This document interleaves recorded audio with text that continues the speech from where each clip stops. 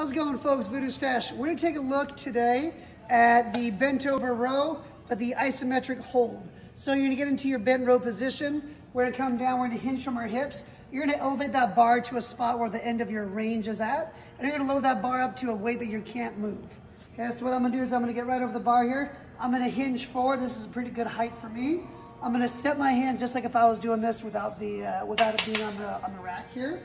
Shoulders are backing down. Deep breath in, rib cage down, and I'm gonna activate. I'm gonna pull, and I'm trying to contract as hard as I can over the course of that time. I don't want you to go into it all at once. You're gonna slowly go through your 5 gears of tension until you hit your peak. So we'll say there's 5 gears of tension. So I'm gonna come from here, shoulders backing down, deep breath in, pulling a little bit, 1, 2.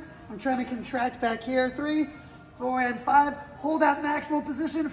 I'm trying to pull myself into the floor by driving those arms up. What you want to look out for, if you jerk into it really quick, I don't want you to collapse forward. I don't want you to extend from that back, letting that rib cage come up. So again, elevate the weight, put it to a weight that you can't lift. Make sure you maintain form as you slowly go through your gears until you hit your peak. Try it out, let me know how it goes.